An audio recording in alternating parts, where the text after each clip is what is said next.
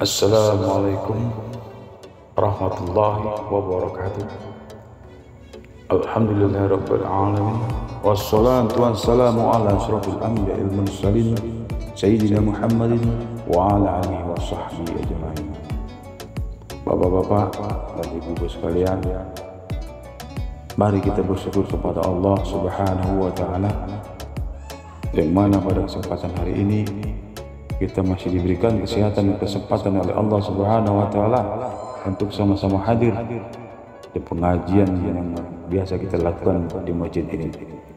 Nah, di ceramah kali ini kita akan membahas tentang persiapan bekal sebelum menghadapi kematian. Ada beberapa hal yang perlu kita persiapkan sebelum kita menghadapi kematian.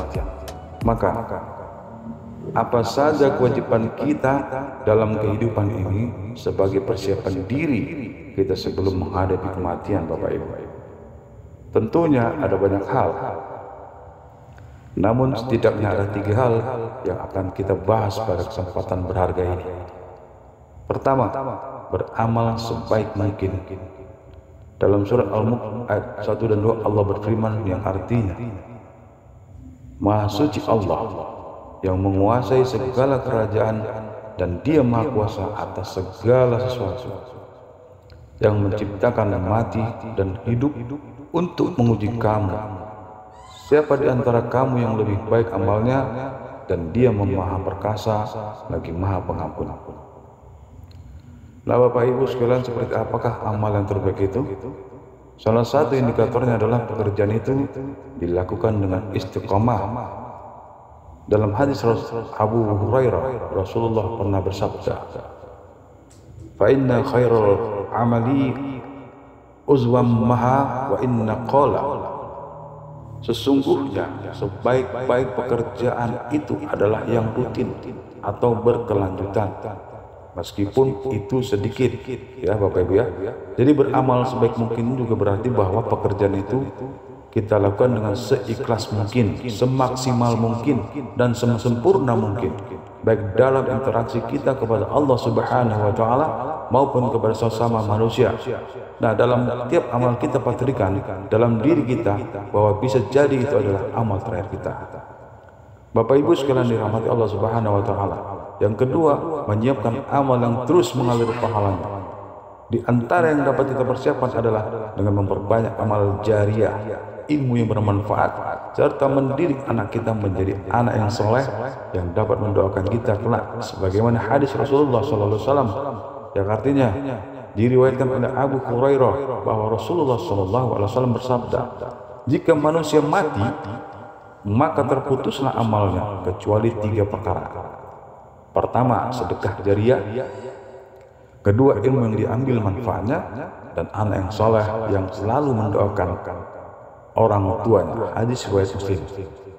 Nah, yang ketiga, berdoa agar diberikan husnul khotimah. Apakah itu husnul khotimah? Di antara tanda husnul khotimah ialah apabila ia mengucap kalimat la ilaha illallah di akhir hayatnya. Dalam sebuah hadis sahih yang diriwayatkan oleh Abu Daud, Rasulullah SAW pernah bersabda, yang artinya barang siapa yang akhir perkataannya adalah la ilaha illallah, maka dia akan masuk surga.